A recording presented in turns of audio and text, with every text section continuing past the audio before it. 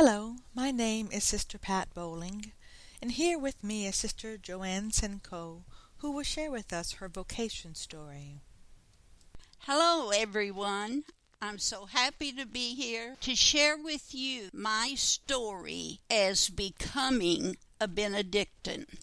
I was born on February the 21st, 1935, in my grandparents' old house.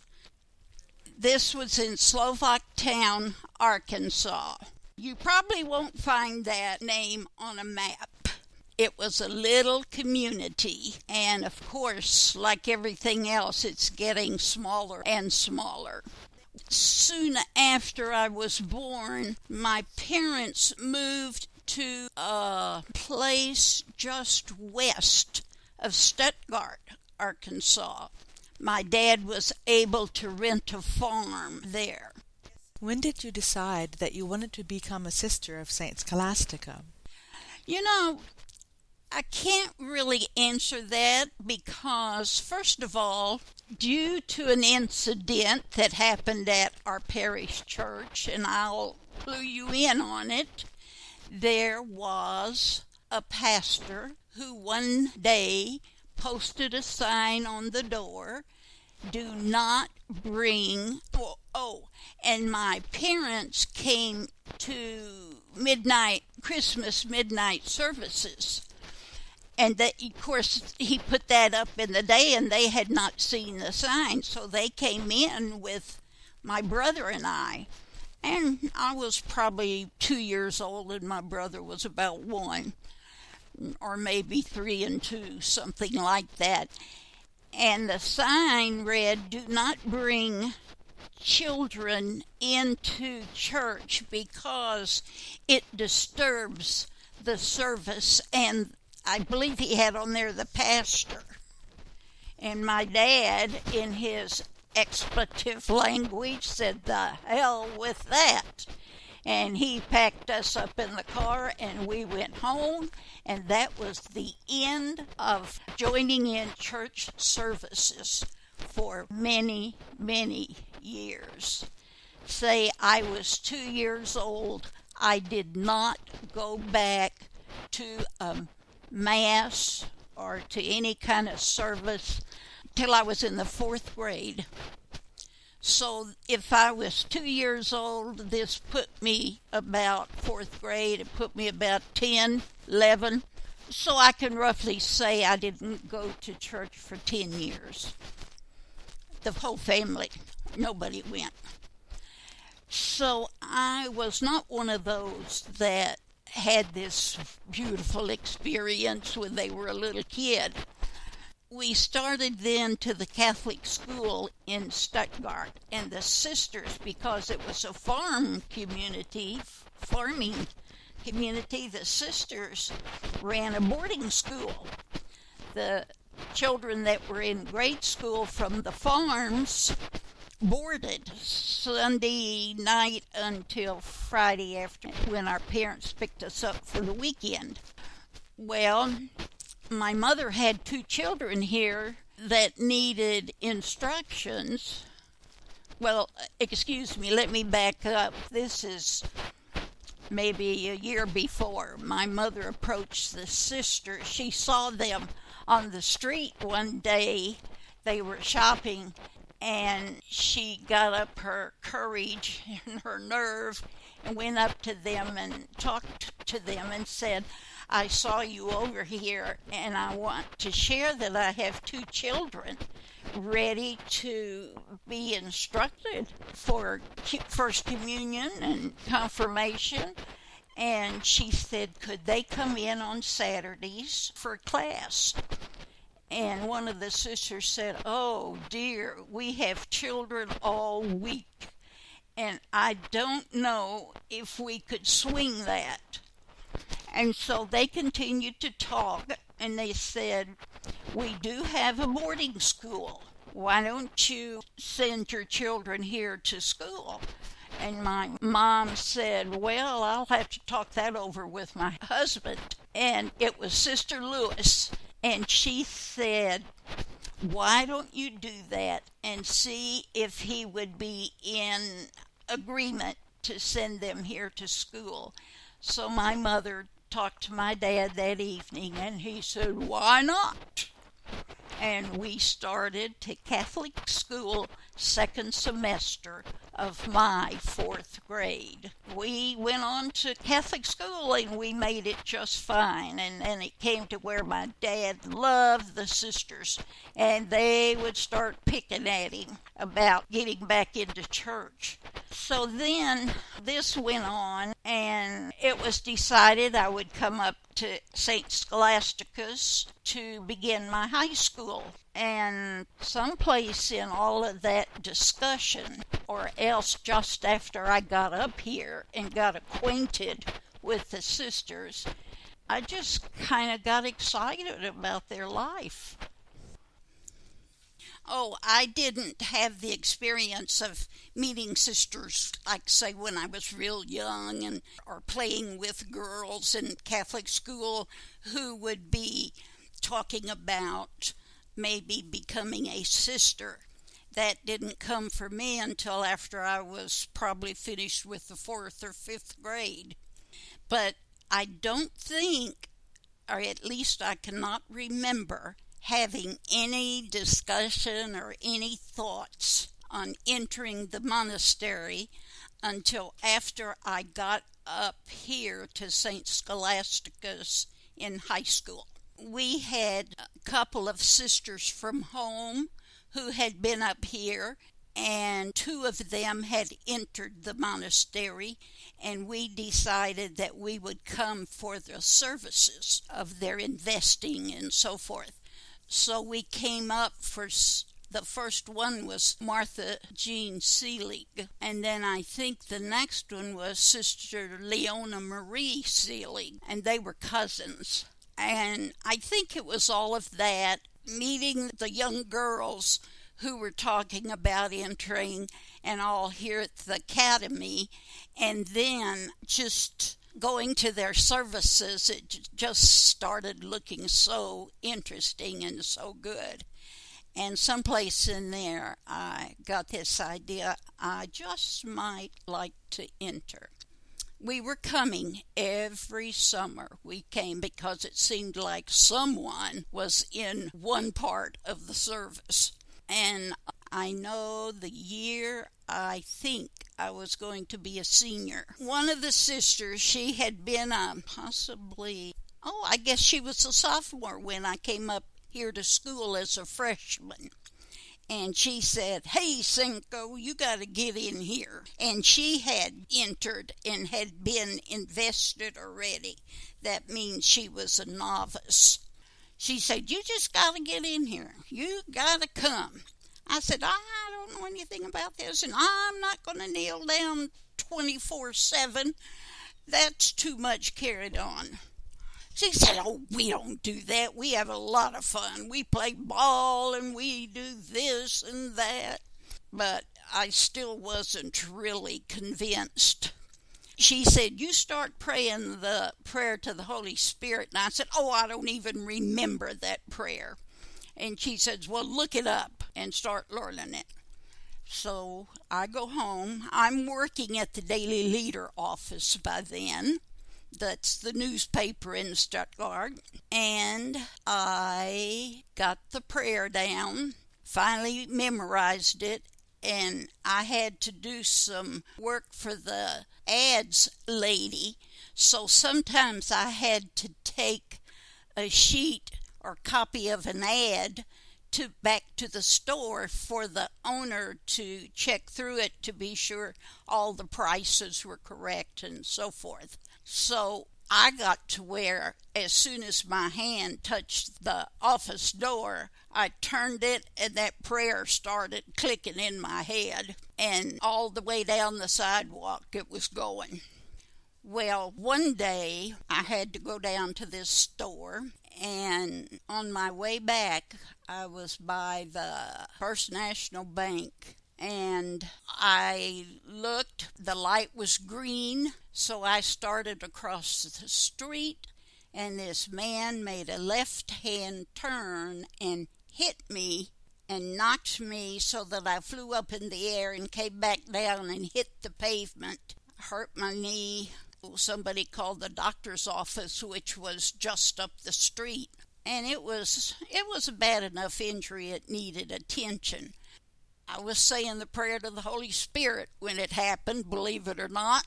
And as I got that done and got into the little clinic there, got my leg looked at and fixed and went back to the office, I thought maybe I might want to enter. I just wasn't sure.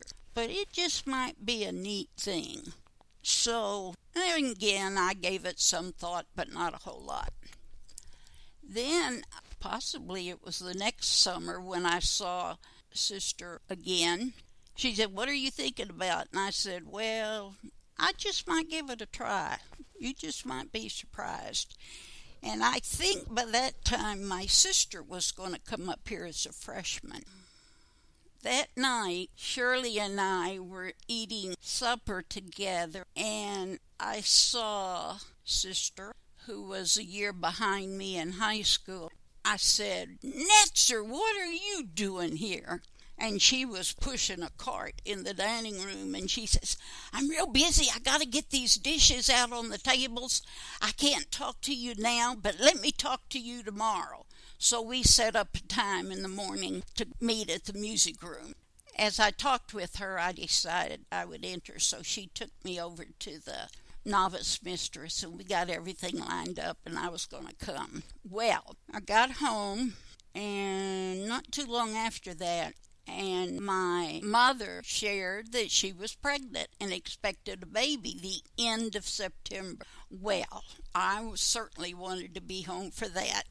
So I wrote a letter and I told the sister in charge that I wasn't going to be coming for that reason, that I really felt that I wanted to stay home and help her for a while. But I didn't tell them he was 18 years old already. I had been dating this other guy. And so I really wanted to be home with my mother. However, like I say, I didn't tell him he was 18 years old already. But that would take care of two situations. So I didn't enter. And that next morning I talked with the novice mistress again, and I decided on October the 7th. And I didn't tell my sister. She was kind of sad that she was being dropped off, left at the school. And she cried some. And I said, "Shirley, I promise you, within a month, somebody's going to come up here and visit you." I said, "Just figure that. If nobody else can come, by golly, I will. Just try to get comfortable now and know that within this month, somebody will be up to see you." Well, wouldn't you know, one of the sisters who had taught at my home school said something to Shirley about that. And she said, "Oh, I knew right away I broke a secret." I said she kind of took care of it, but of course Shirley knew then that's why somebody would be coming up. And I did enter. I entered October the 7th, 1956. That was 4 years after I graduated. And I haven't been sorry for that decision. It's worked out well. How did your family feel about your decision to enter? After I had talked with the sister, I brought my sister up here to school, and I talked with all of them again and set my date. I went home, and my mother, I told her first, and she said, "Well, now go tell your daddy." So I went out. He was sitting at the table in the dining room, and I said, "Daddy, I got something to tell you." And he said, "Well, what?" And I said, "I'm going to enter the convent." "You're what?" And then I said, "Well, I'm going to enter the convent." He said, "Wonderful." I think he said a little more, but he liked it. It was favorable. Can you tell us some of the ministries you have been involved in as a sister? Well, of course, I did all those initial getting readies. And when I made my first vows at that same time, or that same beginning of the summer, I was told I would be teaching first and second grade at Paris, Arkansas, not France. And I, of course, was scared and everything else, so I talked to all of the younger sisters who had taught and who especially had taught at Paris, but it still was sounding very difficult. I went out to teach and I didn't know how to teach.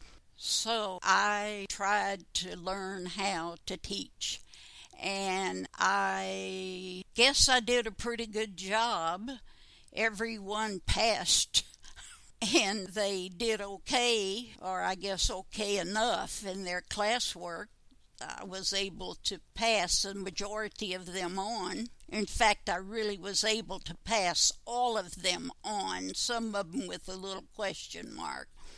I taught there 2 years because then I had to come home and get ready for final vows.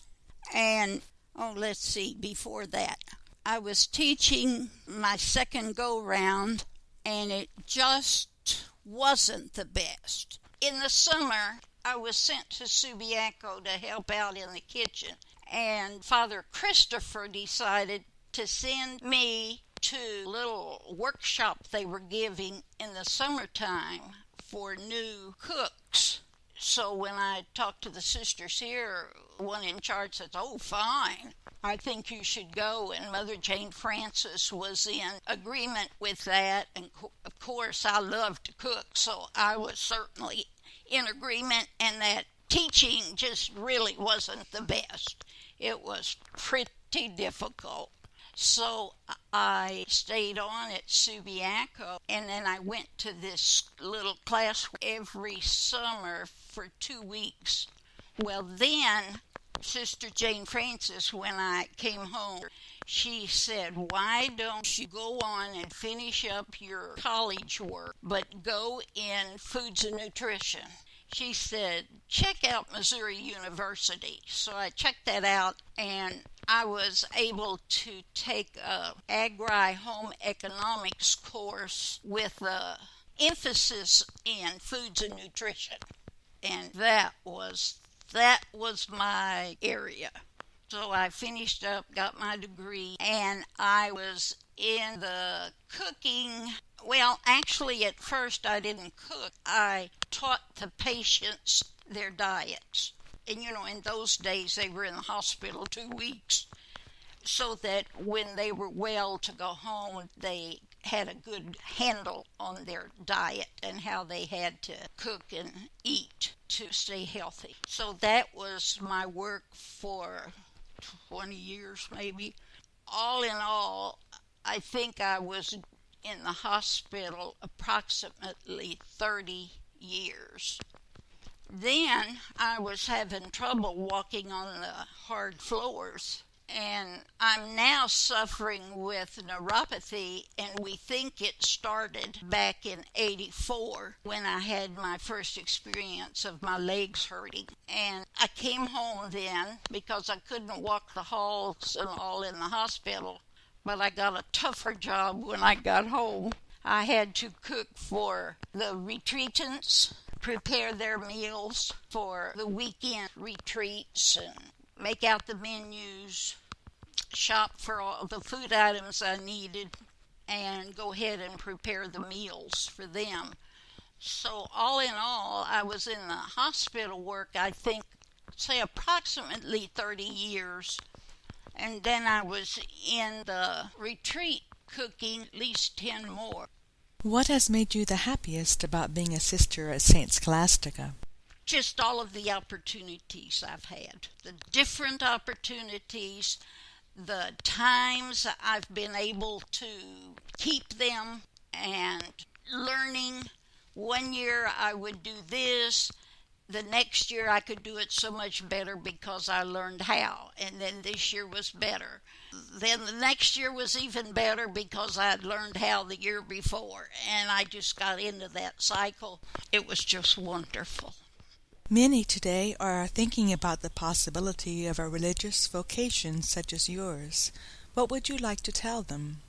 Well, today it is very different from my early experience.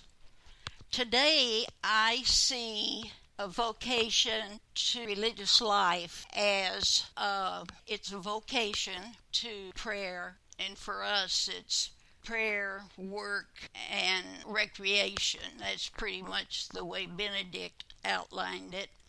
I think the difficulty today would be more of trying to work through their life being a second vocation instead of a primary vocation.